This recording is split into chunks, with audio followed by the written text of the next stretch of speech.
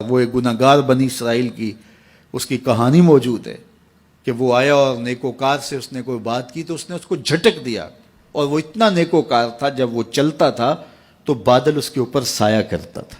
اللہ نے اس کو اتنا نوازا ہوا تھا، لیکن گناہگار کو دیکھ کر کے اس کے اندر نفرت کے جذبات پیدا ہوئے۔ اس نے کہا میرے سے بات نہ کر، پیچھے ہٹ جا۔ اللہ اکبر۔ تو وہ بیچارہ بڑا رویا کہ مالک میں اتنا گناہگار ہوں کہ تیرے پاک بندے مجھے اپنے پاس بٹھانے کے لیے بھی تیار نہیں۔ دل ٹوٹا، شکستگی پیدا ہوئی۔ کہا لیکن مالک تیری مرضی، اور واپس پلٹا۔ لیکن جب واپس پلٹا تو وہ بادل کا سایہ جو اس نیکوکار پہ تھا وہ سایہ اس گناہگار کے سر پہ آ گیا۔ تو وہ کرم نوازی جس پہ فرما دے، اس کے سارے بندے ہیں۔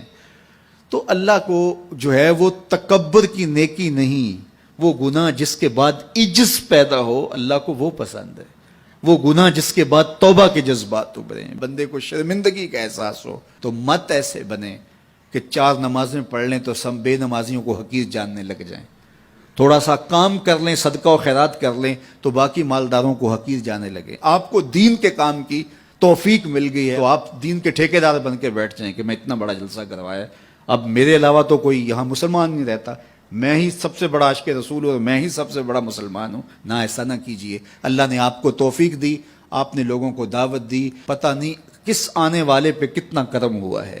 یہ تو ان کی رحمتیں ہیں، وہ جس پہ چاہے جیسے چاہیں برس جائیں۔ ہم کو ٹھیکیدار تھوڑے ہیں، ہم تو نوکری کرنے والے ہیں، ہم تو جوتے اٹھانے والے ہیں۔ ہو سکتا ہے کس کے صدقے میرے والد گرامی مجھے یاد آتے ہیں، وہ مجھے فرمایا کرتے تھے جب گفتگو کے لیے نکلنے لگے اور لوگوں کا ہجوم ہونے لگا تو وہ مربی تھے بڑے، اور بڑی حکمت کے ساتھ جو ہے وہ کوئی نہ کوئی بات سمجھاتے رہتے تھے۔ تو ایک دن فرمانے لگے کہ ایک خطیب تھا، بظاہر اچھا خطاب کرتا لیکن اندر سے کوئی اتنا اچھا نہیں تھا۔ تو جب وہ فوت ہو گیا تو وہ بخشا گیا، تو اس نے اللہ سے کہا کہ میرے مالک میرا تو کوئی عمل ہی نہیں ہے کہ میری بخشش ہوگی اور میری مغفرت ہو گئی۔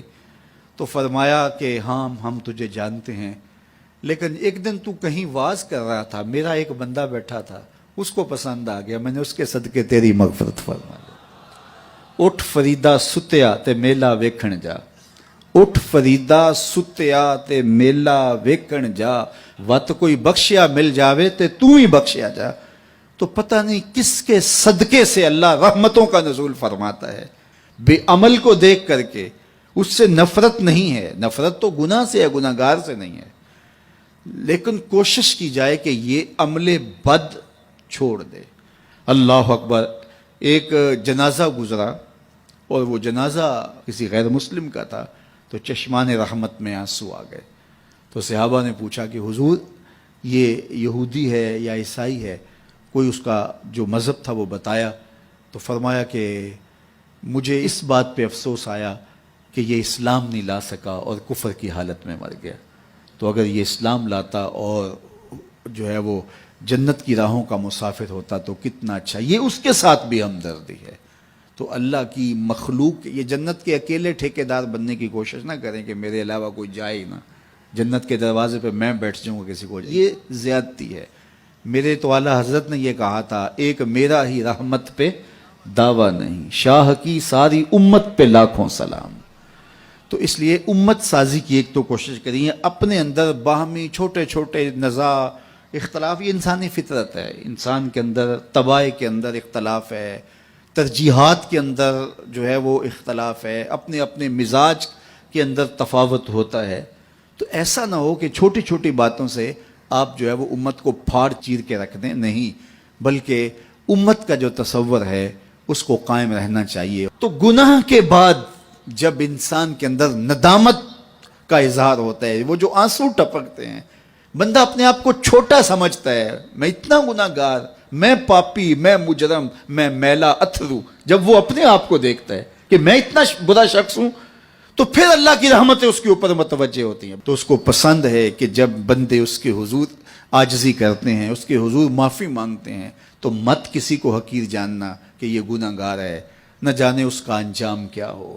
کتنے گناہگار ان کا آخر اچھا ہو جاتا ہے، کتنے نیکوکار ان کا آخر اچھا نہیں ہوتا۔ انما الاعمال بالخواتیم، وہ تھی تو فاحشہ عورت لیکن ایک کام کیا کہ ایک کتے کو پانی پلا دیا، اپنے دوپٹے سے جوتا باندھ کر کنویں میں لٹکایا اور اس کو پانی پلا دیا۔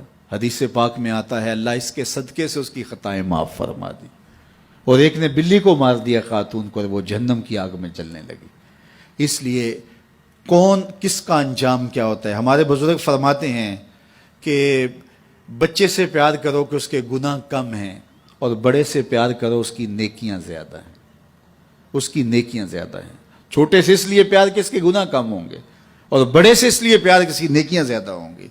اور اسی طرح جو ہے وہ خیال کرو کہ ہو سکتا ہے اس کا انجام بخیر ہو جائے اور اس کا آخر کتنا خوبصورت ہو، تو مت کسی کو حقیر جانیے گا۔